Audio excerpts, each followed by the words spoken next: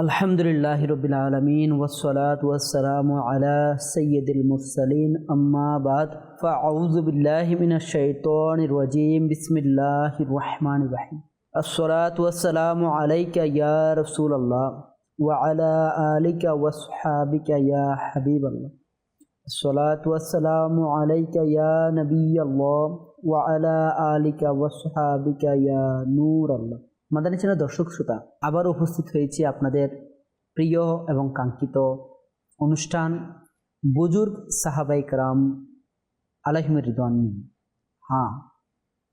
যে অনুষ্ঠানের মাধ্যমে আমরা ওই সকল মহান সাহাবী রাসূল সাল্লাল্লাহু তাআলা আলাইহি ওয়াসাল্লাম সম্পর্কে জানার সুযোগ হয়, সৌভাগ্য অর্জন হয়, যারা নিজেদের হায়াত যৌবন অতিবাহিত করে বয়োজ্যেষ্ঠ পর্যন্ত, বার্ধক্য পর্যন্ত দ্বীনের পথে, ইসলামের পথে প্রিয় আকা মাক্কি মাদানী মুস্তাফা সাল্লাল্লাহু তাআলা আলাইহি ওয়াসাল্লাম এর গোলামির মধ্যে স্থায়িত্বের সহিত শেষ মুহূর্ত পর্যন্ত জীবনকে অতিবাহিত করেছে। এমনকি অনেকে শহীদের মর্যাদাও লাভ করেছে। আজকেও এমন একজন মহান সাহাবী রাসূল সাল্লাল্লাহু তাআলা আলাইহি ওয়াসাল্লাম সম্পর্কে আমরা জানব। আসুন শুরুতে প্রিয় আকা মাক্কি মাদানী মুস্তাফা সাল্লাল্লাহু তাআলা আলাইহি ওয়াসাল্লাম এর উপর দরুদ শরীফ পাঠ করার একটি ফজিলত শ্রবণ করেন। প্রিয় নবী রাসূল আরবি সাল্লাল্লাহু তাআলা আলাইহি ওয়াসাল্লাম ইরশাদ করেন, যে ব্যক্তি একদিনে 1000 বার দরুদ শরীফ পাঠ করবে সে ততক্ষণ পর্যন্ত মৃত্যুবরণ করবে না যতক্ষণ না সে জান্নাতে নিজের স্থানকে দেখে না নেবে। সুবহানাল্লাহ। সল্লু আলাল হাবিব সাল্লাল্লাহু তাআলা আলা মুহাম্মদ সাল্লাল্লাহু তাআলা আলাইহি ওয়াসাল্লাম।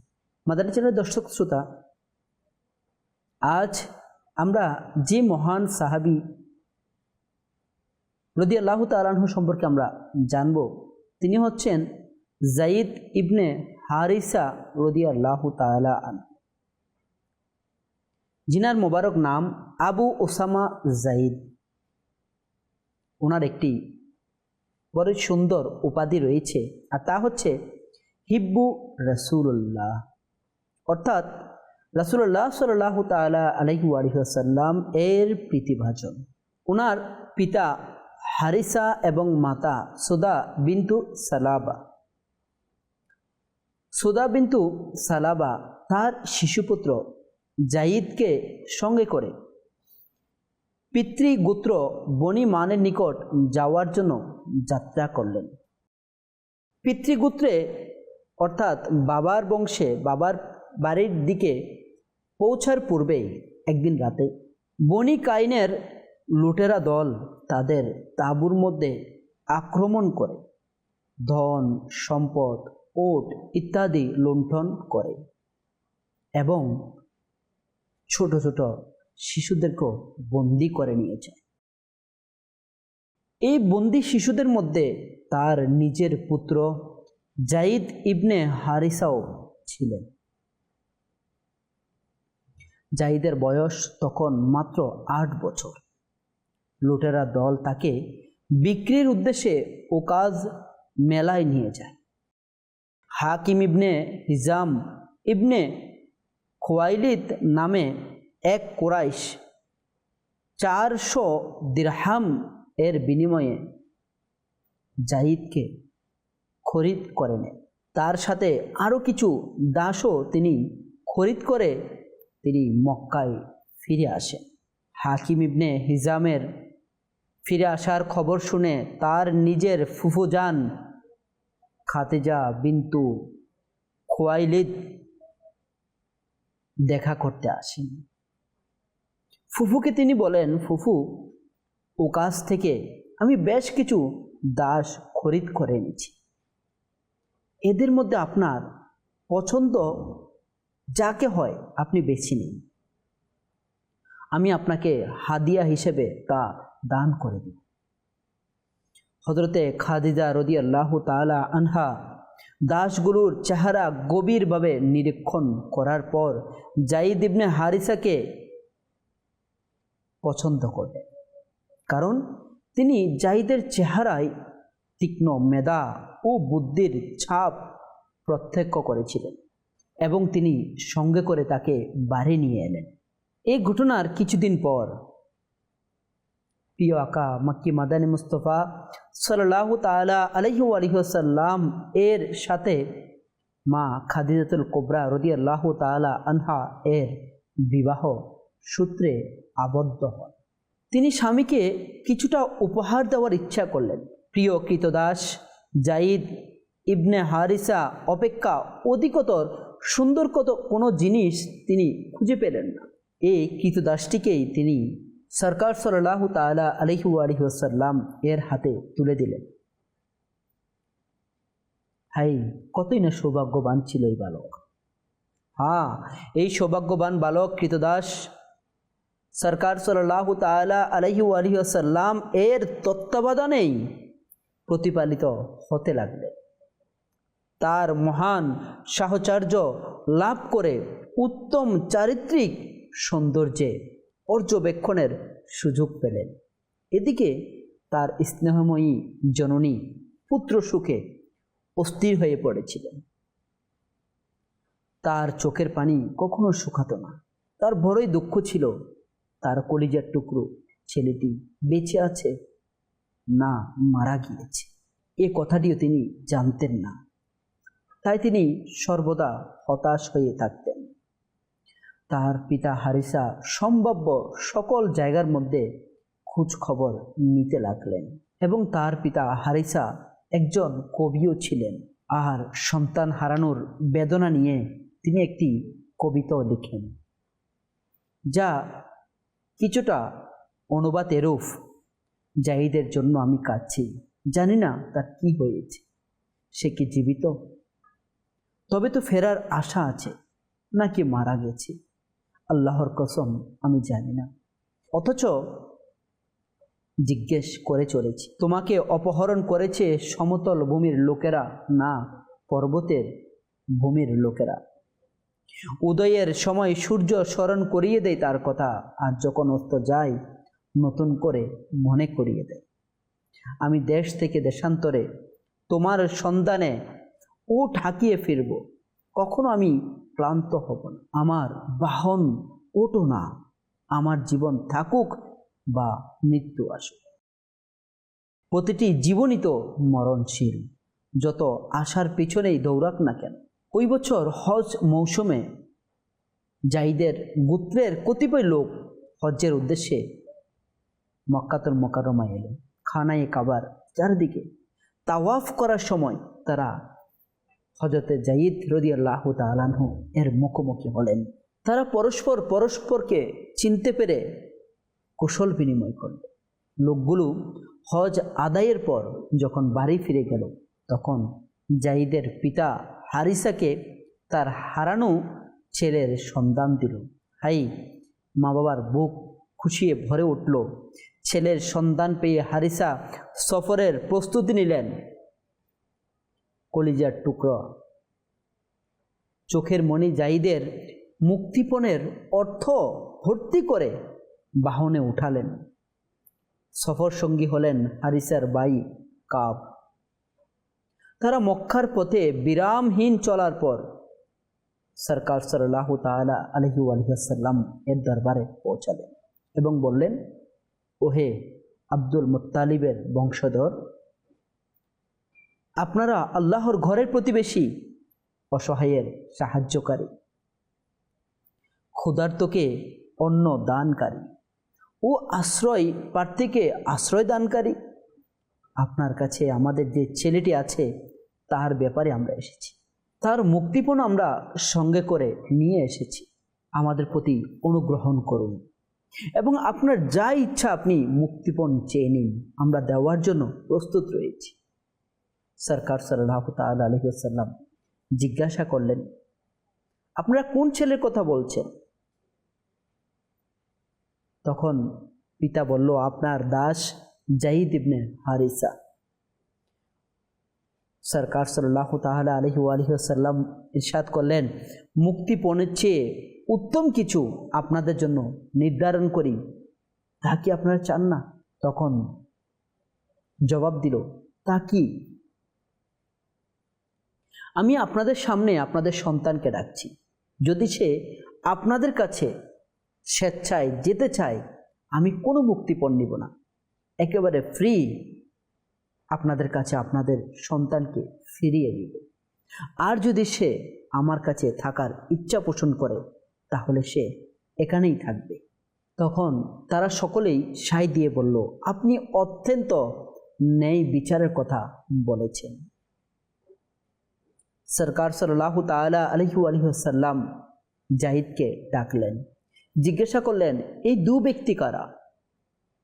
তখন বলল, ইনি আমার পিতা হারিস ইবনে সুরাহবিল, আর উনি আমার চাচা কাব। বললেন, তুমি ইচ্ছা করলে তাদের সাথে যেতে পারো, আর ইচ্ছা করলে আমার সাথেও থেকে যেতে পারো। কোনো রকম ইতস্ত না করে, একটু সময় চিন্তা ভাবনা না করে, সঙ্গে সঙ্গে হযরত জাহিদ জবাব দিলেন, বলে উঠলেন, আমি আপনার সাথেই থাকব। তার পিতা বললেন, জাহিদ, কি বলছো তুমি? পিতা মাতাকে ছেড়ে তুমি দাসত্ব বেছে নিবে?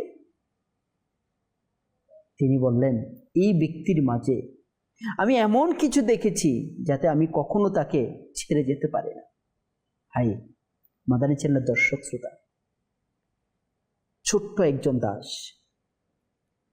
যে অনেক বছর ধরে মা বাবা থেকে আলাদা রয়েছে, বিচ্ছেদ রয়েছে।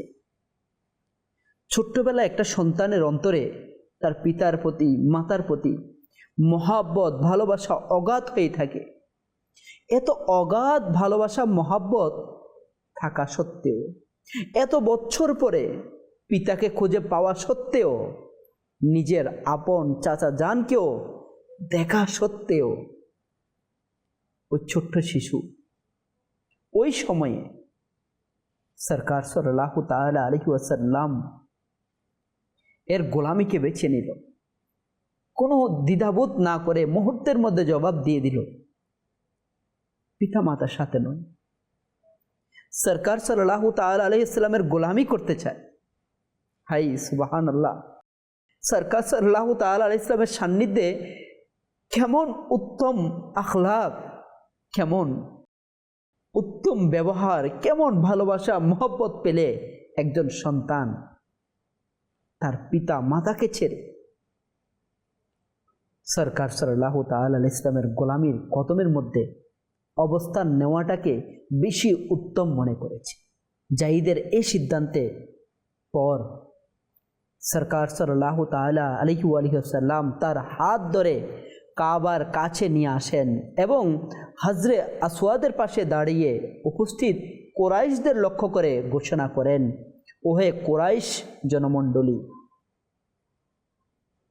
তোমরা সাক্ষী থাকো, আজ থেকে জাহিদ আমার ছেলে।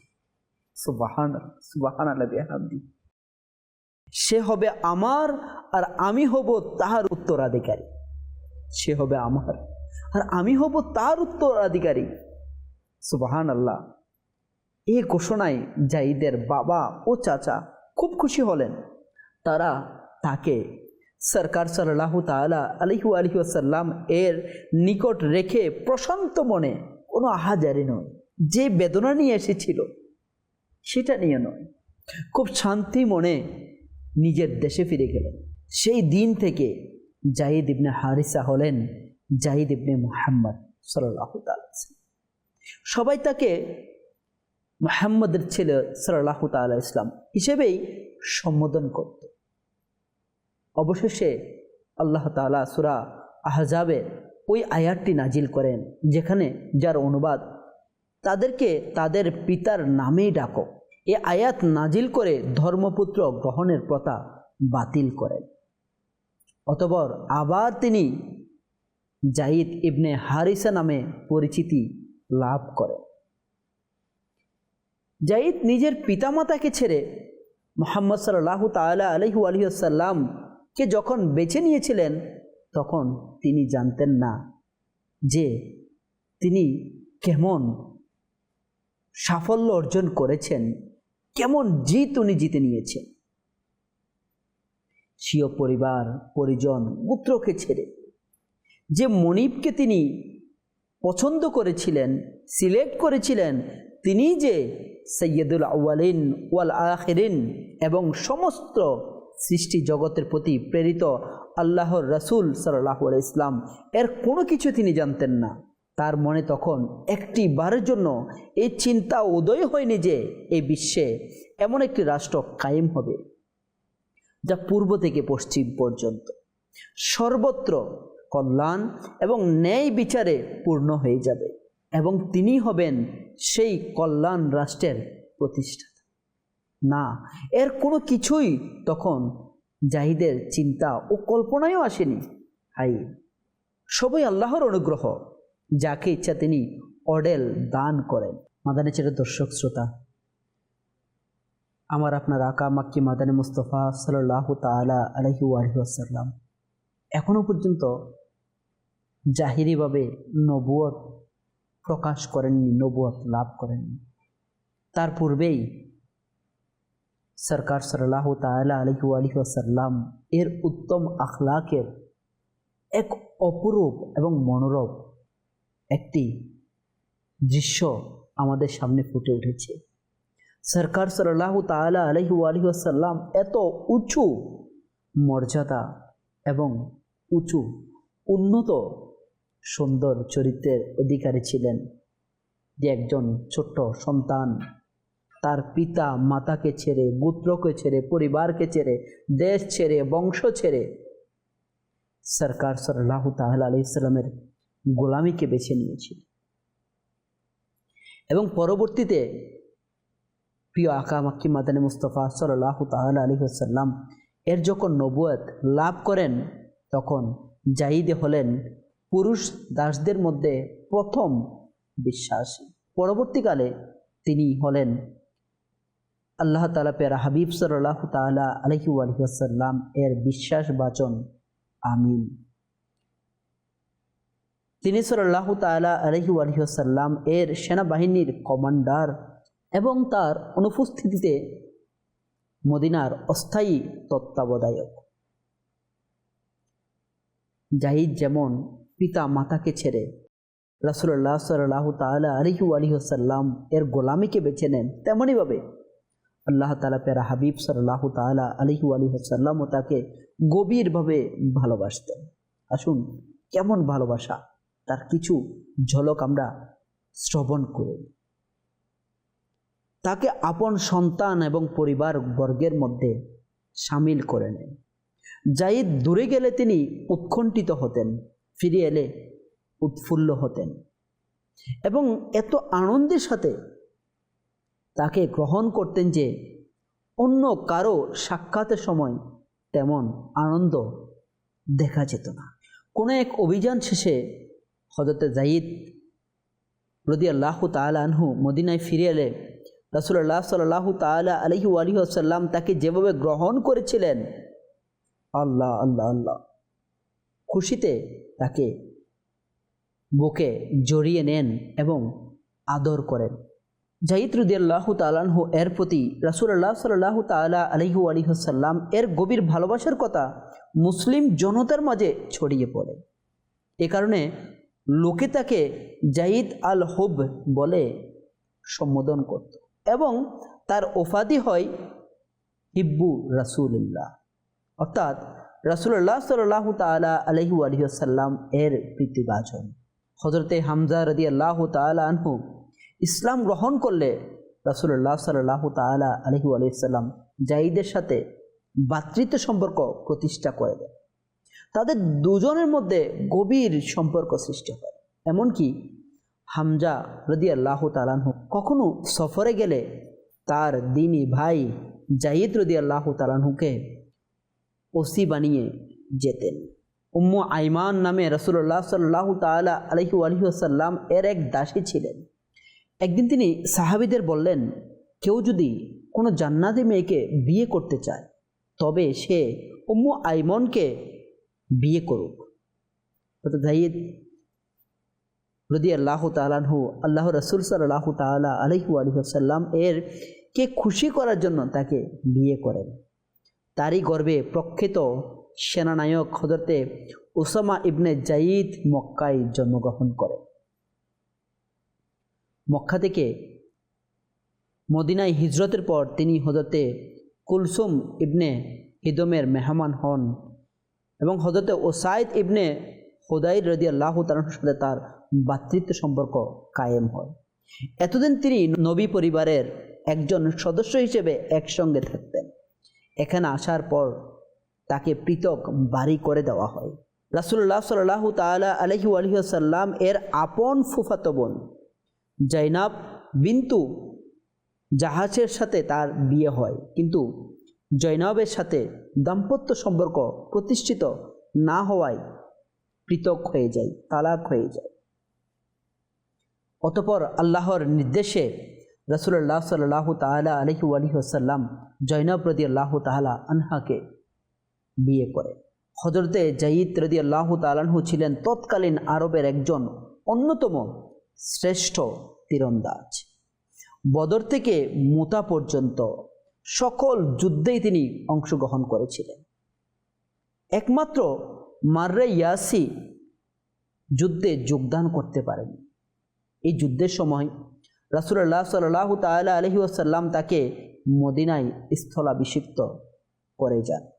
হিজরি 8ম সনে রাসূলুল্লাহ সাল্লাল্লাহু তাআলা আলাইহি ওয়াসাল্লাম ইসলামের দাওয়াত সম্মিলিত একটি পত্রসহ হারিস ইবনে উমাইর আল আজদি রাদিয়াল্লাহু তাআলা আনহুকে বসরার শাসকের নিকট পাঠান। হারিস রাদিয়াল্লাহু তাআলা আনহু জর্দানের পূর্ব সীমান্তে মুতা নামক স্থানে পৌঁছালে গাসসানি সম্রাটের এক শাসক সুরাহবিল ইবনে আমর পথ রোধ করে তাকে বন্দী করে, এরপর তাকে হত্যা করে। রাসূলুল্লাহ সাল্লাল্লাহু তাআলা আলাইহি ওয়াসাল্লাম ব্যাপারটি অত্যন্ত গুরুত্বের সাথে গ্রহণ করেন, কারণ এর আগে আর কোনো দূতকে এভাবে শহীদ করা হয়। রাসূলুল্লাহ সাল্লাল্লাহু তাআলা আলাইহি ওয়াসাল্লাম মুতায় অভিযান পরিচালনার জন্য 3000 সৈন্যের এক বাহিনী প্রস্তুত করলেন এবং পরিচালনার দায়িত্ব দিলেন হযরতে জাইদ ইবনে হারিসা রাদিয়াল্লাহু তাআলা। রওয়ানার পূর্বে মুহূর্তে রাসূলুল্লাহ সাল্লাল্লাহু তাআলা আলাইহি ওয়াসাল্লাম মুবারক উপদেশ দিলেন, যদি জাইদ রাদিয়াল্লাহু তাআলা শহীদ হয়, দলটির পরবর্তী পরিচালক হবে জাফর ইবনে আবি তালিব রাদিয়াল্লাহু তাআলা। জাফর ইবনে আবি তালিব রাদিয়াল্লাহু তাআলা শহীদ হলে পরিচালক হবে হযরতে আব্দুল্লাহ ইবনে রাওয়াহা রাদিয়াল্লাহু তাআলা। সেও যদি শহীদ হয় তাহলে তারা নিজেদের মধ্যে একজনকে পরিচালক নির্বাচন করে নেবে। হযরতে জাইদ রাদিয়াল্লাহু তাআলা এর নেতৃত্বে বাহিনীটি মদিনা থেকে যাত্রা করে জর্দানের পূর্ব সীমান্তে মায়ান নামক স্থানে পৌঁছালো। আর সেখানে রোম সম্রাট হিরাকল গাসসানিদের পক্ষ থেকে প্রতিরোধের উদ্দেশ্যে 1,00,000 সৈন্যের এক বিরাট বাহিনী অগ্রসর হলো। তার সাথে যোগ দিল পৌত্তলিক আরবদের আরও 1,00,000 সৈন্য। ইসলামের দুশমনদের পক্ষ থেকে 2,00,000 সৈন্য, অপরদিকে সাহাবায়ে কেরাম আলাইহিম রিদওয়ানগণ এর পক্ষ থেকে মাত্র 3,000 সৈন্য নিয়ে শত্রুর মোকাবেলায় নেমে গেলেন। 2,00,000 সৈন্যের বিরুদ্ধে মাত্র 3,000 সৈন্যের বীরত্ব ও সাহসিকতা দেখে রোমান বাহিনী বিস্ময়ে হতবাক হয়ে গেল। তাদের অন্তরে ভীতির সঞ্চার হলো। জাইদ ইবনে হারিসা রাসূলুল্লাহ সাল্লাল্লাহু তাআলা আলাইহি ওয়াসাল্লামের পতাকা সম্মানিত রাখার জন্য বীরত্ব সহকারে লড়াই করে তার দৃষ্টান্ত ইতিহাসে বিরল করে। তীর এবং বর্ষার অসংখ্য আঘাত তার মোবারক দেহে ঝাঁঝরা হয়ে যায়। অবশেষে তিনি ঢলে পড়েন এবং শহীদ হয়ে যান। এরপর হযরতে জাফর ইবনে আবি তালিব রাদিয়াল্লাহু তাআলা আনহু, এরপর আব্দুল্লাহ ইবনে রাওয়াহা রাদিয়াল্লাহু তাআলা আনহু ও বীরত্বের সাথে যুদ্ধ করতে করতে শহীদ হয়ে যান এবং পরবর্তীতে সকলের সিদ্ধান্তে খালিদ ইবনে ওয়ালিদ রাদিয়াল্লাহু তাআলা আনহুকে কমান্ডার নির্বাচিত হন। আর তিনি ছিলেন একজন নৌ মুসলিম। তার নেতৃত্বে মুসলিম বাহিনী অনিবার্য পরাজয় ও ধ্বংসের হাত থেকে রক্ষা পায়। এভাবে 9ম হিজরিতে 54 বা 55 বছর বয়সে জাইদ ইবনে হারিসা রাদিয়াল্লাহু তাআলা আনহু শাহাদাত বরণ করে। সুবহানাল্লাহ। মাদানী চ্যানেলের দর্শক শ্রোতা, এভাবে করে সাহাবায়ে কেরাম আলাইহিম রিদওয়ানগণ নিজেদের জীবনের শেষ মুহূর্ত পর্যন্ত বিলীন করে দিয়েছেন সরকার সাল্লাল্লাহু তাআলা ইসলামের গোলামির ক্ষেত্রে। আল্লাহ তাআলা আমাদেরকে ওই সকল মহান সাহাবী রাদিয়াল্লাহু তাআলা আনহু এর অনুসরণ করার তৌফিক দান করুন। ইনাদের অন্তরে ইমানের যেই জজবা ছিল, ইমানের যেই উদ্দীপ্ত আলো ছিল, আল্লাহ তাআলা আমাদেরকে ওই কিরণের কিছু অংশ দান করুন, যেন আমরা যেন তাদেরকে অনুসরণ করে আখিরাতের পথকে সুগম করতে পারি। আমাদের চ্যানেল দর্শক শ্রোতা, দেখতে দেখতে অনুষ্ঠানে প্রায় শেষ পর্যায়ে চলে এসেছে। আগামী পর্বে আরও একদিন বুজুর্গ সাহাবী রাদিয়াল্লাহু তাআলা আনহু সম্পর্কে আমরা শ্রবণ করব। ততক্ষণ পর্যন্ত ভালো থাকুন, সুস্থ থাকুন, মাদানী চ্যানেল দেখতে থাকুন। সল্লু আলাল হাবিব সাল্লাল্লাহু তাআলা আলা মুহাম্মদ সাল্লাল্লাহু তাআলা আলাইহি ওয়া আলিহি ওয়াসাল্লাম।